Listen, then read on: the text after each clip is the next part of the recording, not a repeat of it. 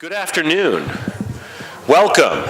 Since everybody got quiet right before I said good afternoon and welcome, I guess that means it's time for us to begin.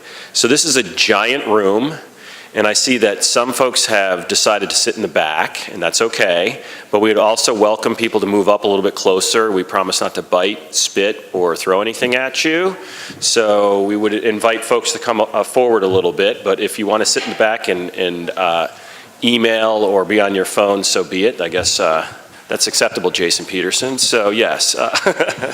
Anyhow, my name is Tim Runge, and I teach at Indiana University of Pennsylvania in the Educational and School Psychology Department. So I train school psychologists, and I have two of our graduate students who are training to become school psychologists joining us, and I'll let them introduce themselves just here in a moment.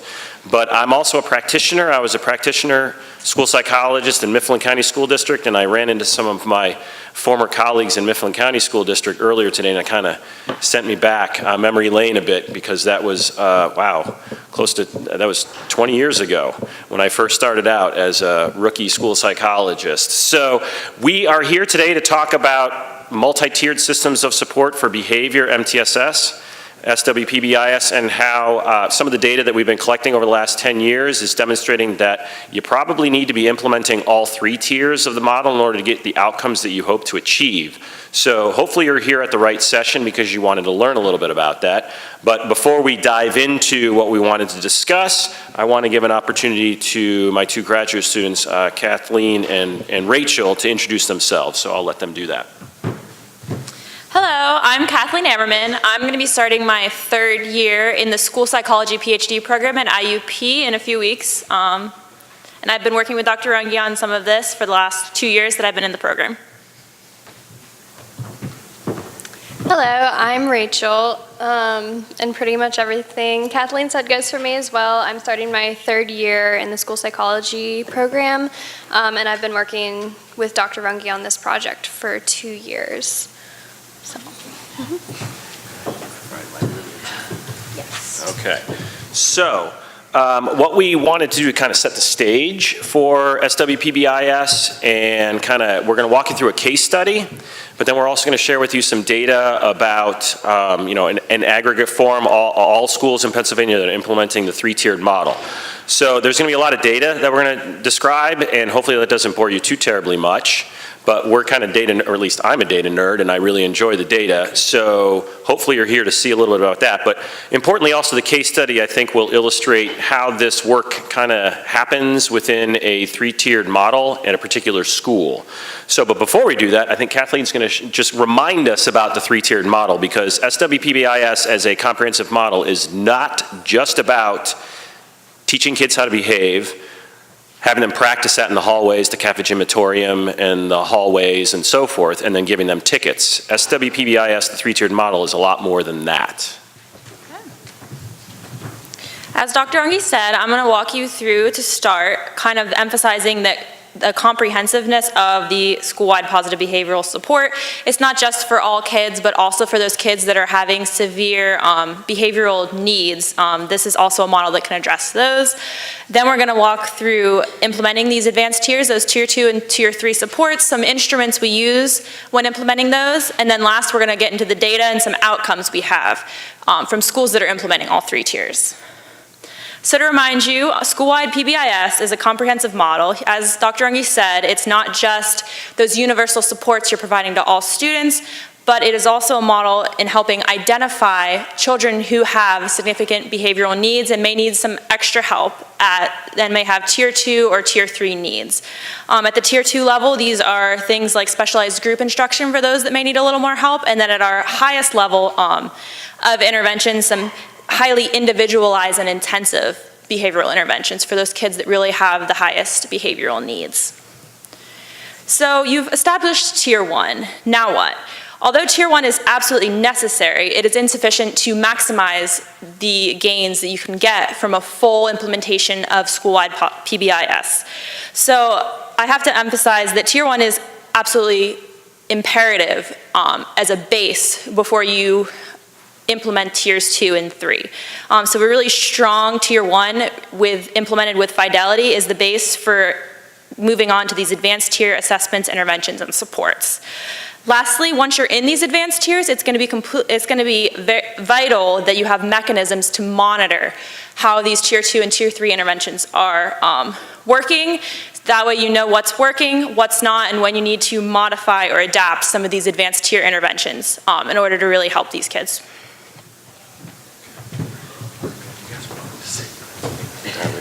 All right, so just out of curiosity and show of hands, how many of you are working with or are in schools that are implementing Tier 1 SWPBIS with a degree of fidelity? Raise your hand. Okay, keep your hand up if you're also implementing Tier 2 or Tier 3. Okay, so I see some wishy-washy maybes. All right, at Tier 2, Tier 3. Okay, good. So I think the vast majority, approximately 92.3% of you had your hand raised for Tier 1 implementation with fidelity, so that's good because we're not really going to talk about Tier 1 much at all other than what we've already described. Ideally, you are all here because you want to learn a little bit about how you start layering in advanced tiers, and then importantly, the data outcomes on an individual school level as well as a systematic comprehensive kind of approach across the state. So last year at this same Implementers Forum, I had the pleasure of co-presenting with Greater Johnstown School District and their multi-tiered systems of support at their elementary and middle schools. And so I basically stole last year's slide from their presentation to kind of give you an illustration of what a multi-tiered systems of support would look like for this particular school. And some of the Johnstown colleagues and their collaborating mental health agencies are actually sitting here in the audience, so if I get anything wrong, let me know. But essentially, we already know what Tier 1 is, and you can see that described in the bottom layer of this particular pyramid. But then Johnstown, over a series of years, and by the way, one of their elementary schools was one of the original pilots back in 2007, so they've been doing this for a little while. They've layered in slowly some of those advanced tiers of support. I bet if I asked for a choral response from all of you as to what is a Tier 2 intervention in SWPBIS, I'm pretty sure I know what I would get. Everybody just, on the count of 3, say what a Tier 2 intervention is for SWPBIS. On 3. Ready? 1, 2, 3. Yep. I didn't even plan that, but I had a suspicion that everybody knows check in, check out. Is that the only intervention we can do at Tier 2? Absolutely not. We also know that check-in, check-out has its benefits, but check-in, check-out really doesn't work well for kids who really do not like adult attention. If you think about check-in, check-out, what happens in that intervention for kids? They get a ton of adult attention, right? They check in with a teacher or a staff person in the morning. They check in with every teacher throughout the day to get rated on their behavior card, and then they check out with the teacher or the staff person at the end of the day. That is a ton of adult attention. I have 2 almost 14-year-old daughters. Like many teenagers, they do not like a whole lot of adult attention, correct? So for certain students, in fact many students, adult attention is not really a motivating thing for them. So consequently, check-in, check-out is actually not indicated for that population of students for whom adult attention is actually punishing, if not a neutral thing. So check-in, check-out is great, but for a certain population. We also know that check-in, check-out is not necessarily going to address the complex needs that we see kids exhibiting at Tier 2 and Tier 3. So there's a lot more to do than just check-in, check-out. But I feel, unfortunately, and I'm probably just as guilty as the next PBISer in the world at this, I think unfortunately we have far too often suggested that check-in, check-out is the only intervention you do at Tier 2, and that is a gross misconceptualization of the pyramid. So, Johnstown, like many other schools, starts with check-in, check-out as a Tier 2 intervention, but they layered in a number of others, including some small group counseling that was typically provided by the collaborating mental health agency as well as school staff who are well equipped to do that. And some of those were manualized interventions. that people delivered in small group or individual sessions. We also have behavioral contracts, which session I was just at previously, a couple of doors down, they were talking about behavioral contracts as one of their menus options at Tier 2. So there's lots of different things they do at Tier 2, and then of course at Tier 3 you have your standard FBA, you have individualized BIPs, behavioral intervention plans, and more specific and highly structured and tailored counseling services and supports for students with significant needs. So I'm not going to necessarily talk about all of these in great detail. I just wanted to give you an overview and an understanding that Pbis at advanced tiers is not just check-in, check-out, and FBAs. If you think that's all it is, you're grossly mistaken, and frankly, part of that might be due to poor instruction from PBISers like myself. It is much more than that. And so we wanted to give you an understanding as to how you can layer in those types of supports, and then also look at some data that would suggest that, you know what, the best bang for your buck in terms of student outcomes is if you implement all 3 tiers, not just Tier 1. All right. So that's generally the overview of SWPBIS as a model. And now I want to move into a conversation, or a review actually, of how we would recommend that you layer in those advanced tiers. And this is actually based upon some work that I did with some colleagues in the eastern part of the state at an alt ed program, but we have seen this replicated in some public school settings as well. So, we first must think about, at the advanced tiers, our interventions must meet a number of criteria. The first is that the intervention must be matched objectively to students' identified needs. In other words, we have to have data that suggests there is a problem, and then we find an intervention that meets or addresses that particular problem.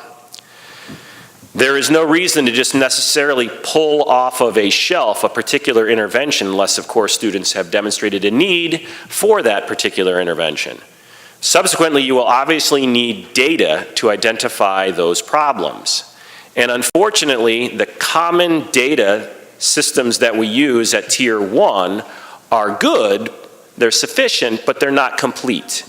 And the common data that we use in Tier 1 PBIS is what? On the count of 3, 1, 2, 3. What is it? What data do we look at? Wow, I had absolute silence. Oh, sorry, okay. What data systems do we look at Tier 1? 1, 2, 3. Swiss, and I heard some ODRs, same thing. Swiss is a system for ODRs. So we typically look at office discipline referrals, right? I mean, that's what you were trained to look at, was office discipline referrals at Tier 1. Those are great data, but they miss a good chunk of students who have significant needs because ODRs are an overt response to a behavior that a student has exhibited that is typically disruptive. But students who have internalizing problems like withdrawal, anxiety, depression, they don't typically get ODRs, do they? Those kids have similar needs, similar degrees of need, although their needs are different. So we have to have some additional data to help us understand what are our students' needs. And we'll share with you some illustrations of what you would look at. Secondly, after you've identified your students' needs based upon objective data, you then have to go out and find interventions that have an evidence base.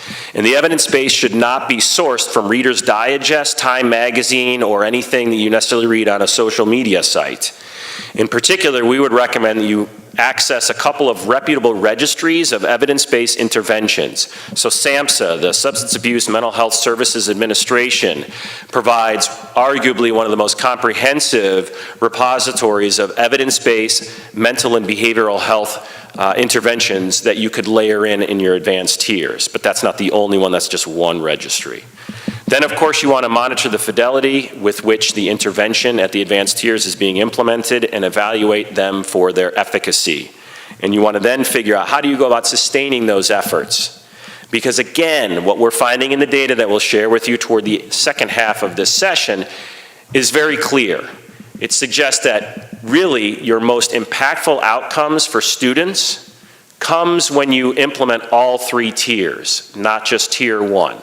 And if you think about it kind of theoretically or logically, it makes sense, I think at least. I mean, students with chronic, substantial needs are not necessarily going to be highly impacted in a positive way by just Tier 1 SWPBIS. They need a lot more than that. And so we have a suggested framework for helping you layer in those advanced tiers of support. So as we noted, you first have to have some objective data that clearly identify your students' needs. Office discipline referrals are the primary mechanism, but again, those are limited in their scope because you don't capture the needs that students have that are more of an internalizing nature. You also probably have some other referral mechanisms already built into your schools, such as ESAP or SAP teams or child study or whatever the teams structures are called these days in your particular schools. Those would be excellent referral sources in addition to parent, teacher, and self or peer reporting as well. But we would also strongly recommend that every PBIS school who already has Tier 1 in place and is looking to advance tiers to develop a universal screening structure and process that is embedded within your schools. Just like we universally screen for reading, math, and occasionally some schools universally screen for writing, we should also be universally screening for social, emotional, and behavioral health. And those screenings should occur triannually. Different from academic screeners, especially at the beginning of the year, that occur typically within the first week or two of school, you can't do behavioral screeners until about October or the middle of October, largely because the staff need to familiarize themselves with the students in order for them to actually accurately and validly complete your universal screeners. At the secondary level, so that would be middle and high school, there are some screeners that are appropriate for self-report. So you could do those at the very beginning of the academic year as well. This is a short list of some of the screeners that we believe, based upon the evidence, are psychometrically sound, which means they have high degrees of reliability and validity for their utilization as a universal screener. The Social Skills Improvement System, which also has a whole lot of intervention packages built into it, has a good universal screener. So does the SRSS, the Student Risk Screening Scale, and then a distilled version of the Pbis, the Behavior Assessment System for Children, has a shorter version that is used as a universal screener. We weren't sure what kind of a size of an audience we had, so I don't know if this discussion is going to work real well, and in particular, we're being recorded right now, so I can't run around and necessarily capture everybody's comments, but I would be interested, for those who are universally screening, what instruments are you using? Is anybody universally screening, first of all? The SRSS, the Student Risk Screening Scale, good. All right, anybody else universally screening? And you all are using the SRSS, the Student Risk Screening Scale. Is anybody using anything else? All right, so why do people like the SRSS? Well, I like it because it's reliable and valid, but that's because I'm a nerd. There is another legitimate reason to like the SRSS, and that is because it is, for those who are using it, it's free. It's not glamorous, it's not glitzy, it's not sexy, it doesn't have a whole lot of cool visuals because it's an Excel spreadsheet. Now, I think Excel is very glamorous and sexy, but I'm kind of nerdy like that. But all the other products which cost money have much more user-friendly, visually appealing interfaces. The SRSS, however, does not. It's pretty boring, but it still is a high-quality assessment. So let me show you a few examples of what those data look like. We'll first start out with the SSIS. So this is not the one that's free. This is a for-purchase product. This particular universal screener has a 5-point Likert scale that teachers complete on their students in 2 broad domains. The first domain is motivation to learn, and then each one of these 5 rankings is somewhat operationally defined so that teachers understand what's a rating of a 4 versus a rating of a 2 versus a 1. So the student's motivation to learn is actually screened by the teacher across all students. Then also their pro-social behavior is screened as well. I kind of like this instrument because unlike many instruments that are focused on students' social, emotional, and behavioral health, which tend to focus on the negatives, this one has a pro-social behavior rating, which I kind of like. It's that whole positive psychology and looking at the strengths of students, which is advantageous when we're thinking about students. So you rate each student, a teacher rates each student along these two broad domains, as well as reading and math. We're not going to get into that. And this is an illustration of a completed universal screener using the SSIS. These are not real students. These are fictitious names, just so that you're very clear that we didn't violate any student privacy here. Clearly what is happening on the the right-hand side is the teacher is writing down all of his or her students, and then in the two rightmost columns, rating each student on the 5-point Likert scale over motivation to learn and pro-social behavior. Any student who receives a 1 or a 2, their name is transposed over to the left-hand side as an easy way to extract out from the data which students are a higher risk. And then additional assessments can be utilized for those particular students. But this is a universal screener, the SSIS, which is a highly reliable, highly valid instrument that some schools may wish to use. All right. And that was an animation that I forgot was going to happen. So that's how it all works. Probably should have looked at this a little bit before. So anyhow, okay. So the next one, the SRSS, the Student Risk Screening Scale, has an additional acronym IE for internalizing and externalizing. The reason for that is because the original version of the SRSS only had 7 externalizing problem behaviors. And then Kathleen Lane and colleagues, and by the way, Kathleen is presenting tomorrow. She's fantastic. Highly recommend you go see her session. She and her colleagues added internalizing problem behaviors as well. So there are a total of 13 items that teachers rate their students on the 13 items. Now, so I'm a behavior analyst, and I really like operationally defining things, and I get a little uneasy with the SRSS because the items themselves are not terribly operationally defined. For example, and I have to turn my head to read it sideways, one of them is emotionally flat. All right, a behaviorist would say, what does that mean? And these are on purpose ill-defined because we want teachers to rate students based upon their perceptions of what it means to be emotionally flat, or anxious, or lonely, or sad, or depressed. So for a behaviorist like myself, I get a little uneasy about this one, but actually the data are indicative of this still being a highly reliable and valid instrument for screening purposes, even though the items themselves maybe are not necessarily operationally defined. Again, the teacher has a class roster, and he or she then rates each student along each of those items on a 4-point Likert scale from 0 to 3. And then if you have the only glamorous Excel version of the SRSS, it will automatically color code the total score into reds and yellows for those students who are high to moderate risks, respectively. This is the instrument. It's free. You could take this screenshot and create your own version of it. You have to know what the rankings are for the total scores, but essentially this is the instrument itself. So what we recommend is that in addition to universally screening, and those are just 2 illustrations of screeners, and there are probably about a dozen or so that I would submit are highly reliable and valid for universal screening purposes. Once you have those data, then you got to do something with them, right?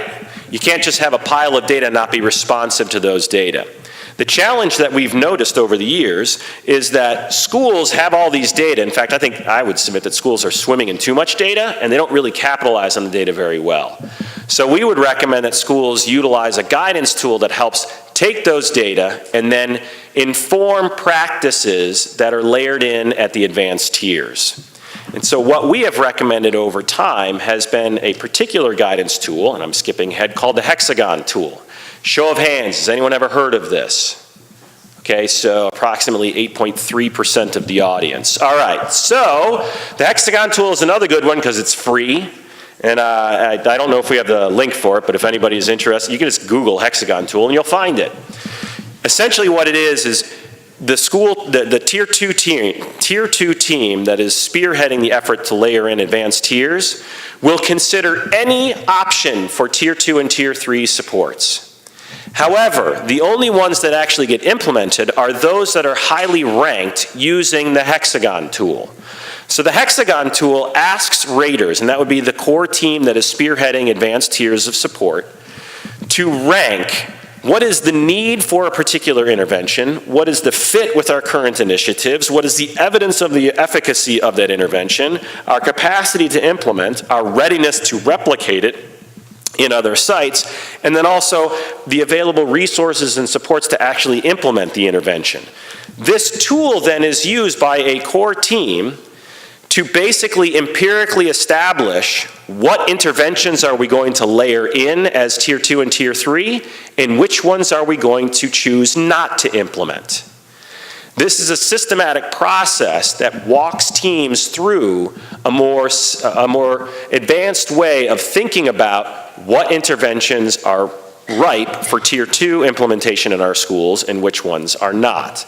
This is the actual tool, and once again, there's a Likert scale that is used to rank each intervention. So let me kind of operationalize this for you very briefly. Let's say the school is considering a Tier 2 intervention called Coping Cats. Coping Cats is a psychoeducational manualized anxiety, depression kind of intervention that's been around for, 30 years. It has a decent amount of evidence base that it works. So a school team would consider what is the need, the fit, the resource availability, the evidence of its efficacy, the capacity for replication, and our capacity to initially implement this particular intervention. And if all of those if all of those ratings, not over time, if all of those ratings summed pretty high, then that one would be prioritized over other interventions that maybe did not get rated as highly using this Hexagon tool. Essentially, every consideration for advanced tiers is evaluated using this Hexagon tool. And that Likert scale then is averaged across all individuals on a team, and those averages are then used to prioritize our available interventions under consideration, and then schools select out which ones they want to use. Ultimately, those average scores are used as a starting point for discussion about which interventions do we want to implement. I realize I didn't spend as much time as I would have liked to talk about the Hexagon tool, but we have actually a paper that we published a couple of years ago using the Hexagon tool in an alt-ed program, and we kind of walk everybody through that. So if you're interested, come see me afterward and I'll point you in the right direction. But essentially then, we use that Hexagon tool to drive what's implemented, and then we use the data outcomes that we're collecting to evaluate whether it's working. And that's what we wanted to finish up with. So in our remaining half hour, we're going to first walk you through a case study, and then we're going to share some aggregated data from across the state looking at the advanced tiers of support. Any questions before I move on to our case study? I might have missed it. Did you say what tool you were using to do the follow-up? Sure. So the question was, what tool were we using to do the follow-up in terms of like efficacy evidence? Good question. It depended upon what we were looking at in terms of what was important for the school. So we looked at office discipline referrals. As you'll see here in a moment, this particular alt-ed that I'm about to describe a little bit about, they were looking at placements in more restrictive environments. They were also looking at the number of calls to the police, and also the number of arrests that occurred on the school campus. Clearly this is an alt-ed program, maybe not necessarily your typical elementary school, or maybe it is. If it is, then, wow, we got to talk. So the outcomes were based on specific data that the schools were collecting, so very good question. Other questions? All right, so moving on. So here's a case study of an alt-ed program. It's in the eastern part of the state that will remain nameless due to the sensitivity of maintaining their privacy. As you can see on the left-hand side, they've been implementing Tier 1 SWPBIS for a number of years, as demonstrated, and this is what I really like, data that says they're actually doing it well. So they had the SET and then the benchmarks of quality, or the BOQ. Back in 2012-13, they didn't really have much advanced tier supports going on. There was some informal stuff that was occurring in the building, but it was not necessarily implemented with any degree of fidelity, and we weren't really sure the degree with which, even if it was being implemented with fidelity, whether it would actually work. As we move through the years, beginning in 2015 and 16, we have demonstrated fidelity data indicating that they were implementing the advanced tiers, tier 2 and tier 3, with a high degree of fidelity, which is great. And you can see, illustrated by the alphabet soup on the right-hand side, and then use your decoder ring at the bottom to figure out what were all these interventions. Basically, they implemented a school police officer, an SPO, who was absolutely a police officer, but he went through substantial SWPBIS training and kind of got it. He understood how his role as a police officer integrated with the SWPBIS model, and actually served more as an informal counselor to the students than really a police officer in a traditional sense, and became a wonderful ally for the overall school. Of course, they had the SAP program, and then they had a few highly specialized and evidence-based interventions that they layered in at the advanced tiers, including aggression replacement therapy, ART, which is another manualized protocol that has been around for about 20 years and has a strong, robust amount of data indicating that it works for students. And then also they were layering in tier 3 that Renew, rehabilitation, empowerment, natural supports, education, and work, which has been around in the PBIS world, especially here in Pennsylvania, for close to a decade. It's a tier 3 intervention that really strives to support students as they're transitioning not only through high school but also into adult life. We have data indicating that they were implementing advanced tiers with a high degree of integrity over multiple years. So let's take a look at the outcomes associated with those advanced tiers. Remember, this is a case study, which is great. It's wonderful to see how a particular school can move the needle in a positive direction. Because this was part of a federal grant, we were collecting just a ton of data on the students and on the staff. And one of the things that we were doing was we were collecting student survey reports on a lot of different things, including bullying, drug and alcohol use, crime and victimization data, all sorts of stuff.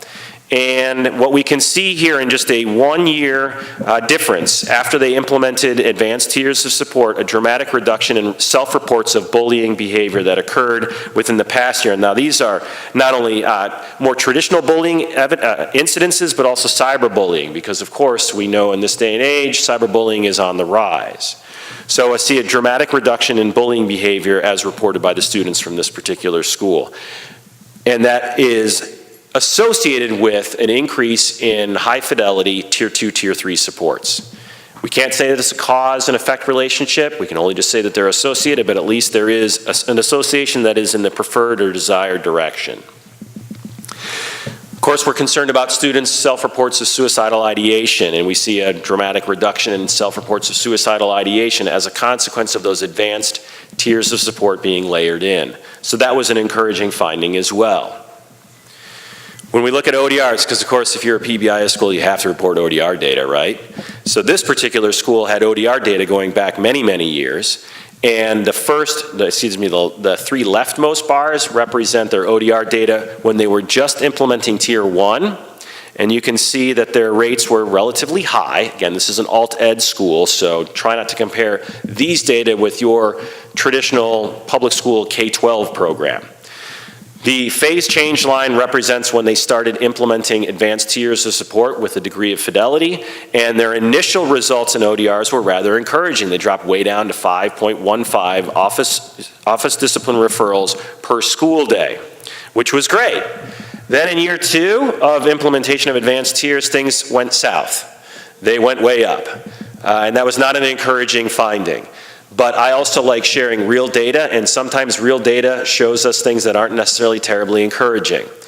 But what I was particularly impressed with this particular school was that they recommitted themselves to supporting students' needs across all the tiers, and they doubled down on their efforts. And in subsequent years, 2016-17 and 17-18, they dramatically reduced their office discipline referrals as a consequence of those doubling down efforts at the advanced tier. So that was very, very encouraging, particularly given the fact that they had that really bad year in 15-16.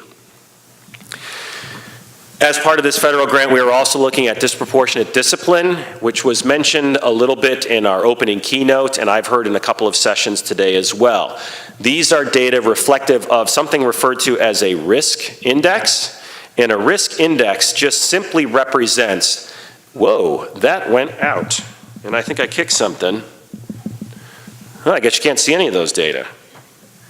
There was a gentleman earlier who was helping us out and he absconded.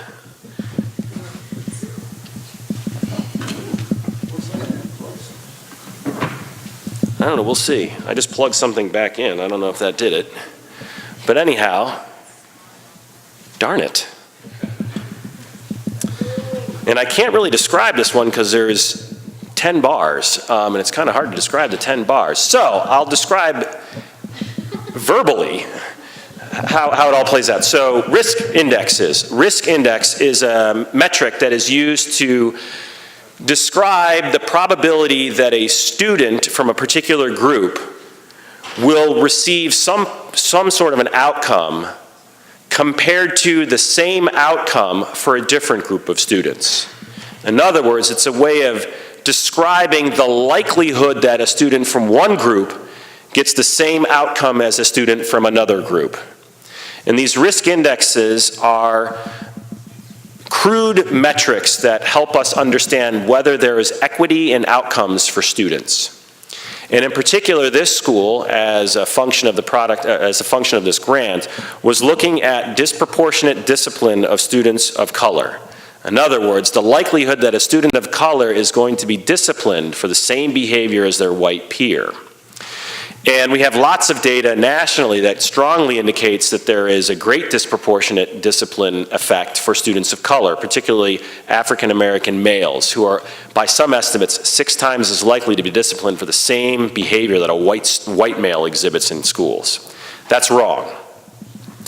The data from this particular school, which of course you can't see right now because I kicked something up here, would suggest that prior to implementing the advanced tiers of support, students in this particular school were at a heightened risk of office discipline referrals, particularly students who are Black or Hispanic. And again, I'm going to have to describe it, but approximately Hispanic students were approximately 1.5 to 2 times as likely to be disciplined for the same behavior as their white peer. That's 1 to 2 times more likely. That's bad. And African American students were approximately 2 times as likely to be disciplined for the same behavior as their white peers. So the school was honest. They recognized that they had disproportionate discipline practices that were occurring in their building. As part of their advanced tier work, they did some in-service and some training and development for their staff around implicit bias and how our own biases affect our overt behaviors and our engagement with others. And what they were trying to do was drive the needle in a direction such that students of color were not being disciplined at higher rates than their white peers. And again, you can't see it here. I apologize. But what we found after 3 years of implementing advanced tiers of support and a lot of that work at the student level, here's my savior, all right, is that the risk ratios actually were dramatically reduced for both Black students and Hispanic students. Now, they weren't at our ideal complete equity with white students, but they were at least far better than they were previous to the implementation of those advanced tiers. And I'm sorry, I broke it.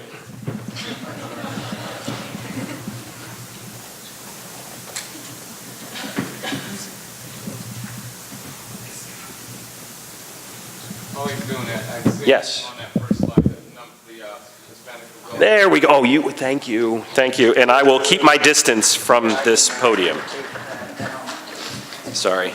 So the question, yes, sir, or a comment? I was going to say, so you want to see the numbers go up? No, you want to see the numbers go down. So this metric, a metric of 1 means that there's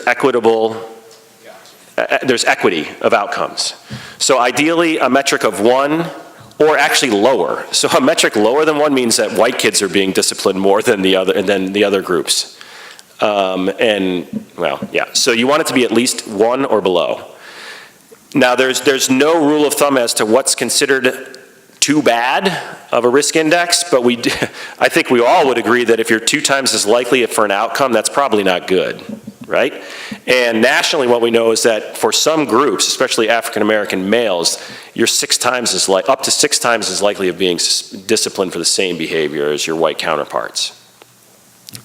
Now, so they dropped the needle, which is good. Unfortunately, you can see, especially for Hispanic students and black students as well, there is a little bit of an upward trend, which was concerning, because we don't want to revert back to our original practices of disciplining African American and Hispanic students at higher rates than their white peers. So they've still got some work to do, but they moved the needle a little bit, which is good.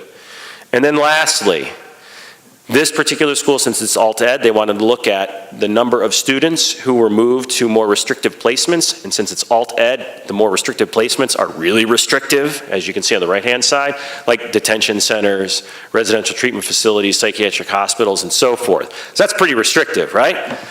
When they were implementing just Tier 1, they had 10 placements to outside or more restrictive settings. When they were just implementing Tier 1 in a subsequent year, they had 4, and then once they implemented all 3 tiers, they only had 1 out-of-school placement, which was highly, a great thing to see. Now, I don't have any data because we're running out of time, but I also have data with regard to referrals to the police, arrests, and so forth, and you can read the paper, just trust me on it. Those went down as well after they implemented the advanced tiers of support.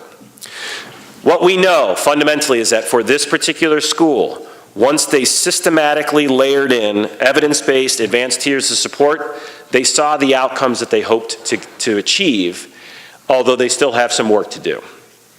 That's what happened in this particular school. Any questions about this school before we move on to some aggregate data from across the state? Okay, so I'm going to turn it over, I don't know, Kathleen or Rachel? Rachel's going next, okay. You should be good now. Thank you so much. Okay, so Dr. Runge did a really great job of explaining a case study with one particular school, and now I just want to go over some aggregate data across all schools in our study. So first, just to go over the total number of schools implementing PBIS for spring of 2018, we had 307 schools across Pennsylvania implementing Tier 1 to Fidelity. And then if you move up to all schools implementing Tiers 1 and 2 with Fidelity, we have 62 schools. And then we have 24 total schools implementing Tiers 1, 2, and 3 of PBIS to Fidelity. So just to go over out-of-school suspensions, we can see here that in 2013, for schools, the purple bar is schools implementing less than all 3 tiers, and then the yellow is schools implementing all 3. And here we have a significant decrease in the number of out-of-school suspensions that were given to students. So this, of course, as Dr. Runge mentioned earlier, you can't apply that implementing all 3 tiers caused that significant decrease, but it is associated with it and can potentially help to decrease out-of-school suspensions when you're implementing all 3 tiers. Again, we see the same trend, going back.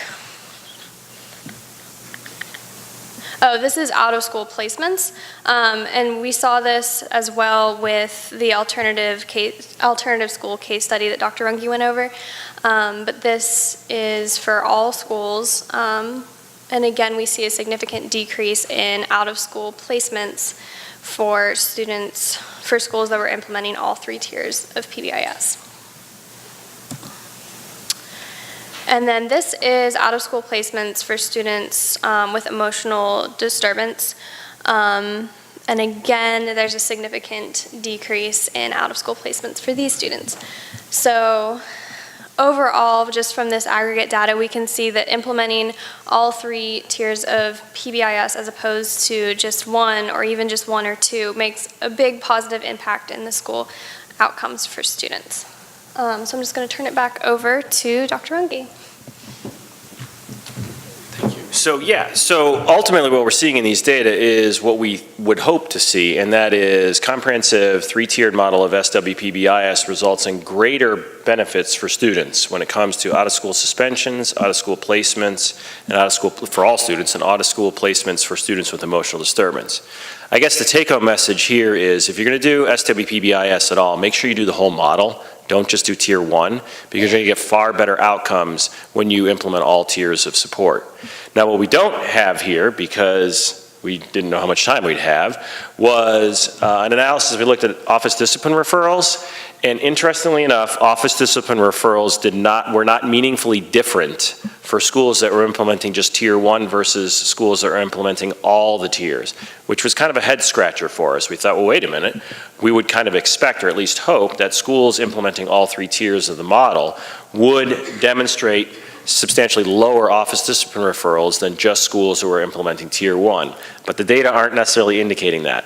Instead, what the data are saying is that those far more restrictive disciplinary actions, such as out-of-school suspensions and placing students in alternate kinds of educational settings, are what appear to be moving the most and in the desired direction when we're implementing a comprehensive model. We feel that that is very encouraging, and actually that was the basis of PBIS when it was originally envisioned by Rob Horner and George Sagai and others at the University of Oregon back in the 1970s and 80s. They were special educators by training and trade, and they were kind of frustrated with the fact that they couldn't get students in emotional support classrooms back into the Gen Ed setting because the Gen Ed setting did not support those students' needs very well. So they came up with this crazy notion of SWPBIS, and here we are 30, 40 years later, and it's implemented in over 14,000 schools across the country. Those data now that we're gathering seem to validate the original intent of SWPBIS, being that we can dramatically reduce those much more significant disciplinary actions against students, including out-of-school placements and out-of-school suspensions. But we get the best outcomes when we implement all tiers of SWPBIS, not just tier 1, which kind of makes sense. Finally, we just want to go over a couple of our limitations because no study is perfect and ours clearly is not. So there are a few limitations. The first is we did not necessarily control for the length of time with which SWPBIS was implemented in these particular schools. This was just a singular snapshot of a particular year of implementation. It is unclear to us, at least in these data, as to how long each one of those schools was implementing the model. But we can look at that now as we get more data from schools and we have fidelity of implementation being provided by schools at the advanced tiers over multiple years. We also cannot and did not control for baseline levels of out-of-school suspension and or out-of-school placements in any of our analyses, so that is a caveat. And then lastly, we did not disaggregate these data by elementary or secondary, which is actually pretty important because when we look at disaggregated data for for out-of-school placements, we know that elementary schools use OSS at far fewer rates than at the secondary level. And so some of our analyses could be compromised by the lack of our capacity to disaggregate the data, and that was largely because we don't have huge numbers in our analyses that would allow us to disaggregate and still make meaningful interpretations of the results. So sorry to make reference to some methodological and statistical challenges of our analysis, which usually puts everybody to sleep, but I need to at least say that because that is our effort to try to be transparent in the analyses that we're doing. And that is essentially what we hope to cover. We, on purpose, wanted to end a little bit early to allow an opportunity for questions, but also both of our students here have posters that they have to put up here pretty soon, right? So at this point in time, we're done with the content we wanted to cover. We would certainly entertain any questions, comments from the audience. Yes, sir, thank you. So, the best outcomes come when you implement it all tiers. That is like almost like a given or an obvious. So I'm curious, how do you get from, really, a bunch of us raise our hands for tier 1. Yep. How do you get from there to tiers 2 and 3? Sure. So let me summarize the question for my mom who's going to watch this video in 6 months and call me up and say, what are you doing giving a present? So whatever. The question or the comment was, how do you get schools from a lot of people raising their hand saying we're doing just tier 1 to actually implementing tiers 2 and 3? I would submit that the data that we're looking at would suggest, so I'm going to base this on some objective data and then kind of anecdotal comments. One thing we do know is that most schools need to implement tier 1 with a high degree of fidelity for at least 2 to 3 years before they start to tackle tier 2 and tier 3. And that's not just my anecdotal comment, that's actually validated by Kent McIntosh and colleagues, so if you want to read some really nerdy papers on that, I can point you in those directions. Essentially, you can't start building tier 2 and tier 3 until you have a solid tier 1 that is not a new fad or something that a principal or a few go-getter teachers heard about at a conference like this and then brought back to their school the next year. You need to make sure that tier 1 is just how we do business in schools. And this has to be part of your hiring process for teachers as well as for administrators. So there were some districts that I worked with who were hiring building principals. And I was thrilled that some of their questions for the candidates for building principal were related to Pbis. That, to me, spoke volumes about the prioritization of SWPBIS as a district. If you're asking questions of principal candidates about Pbis and you want to know what their involvement is, that means that it probably has some validity for the school.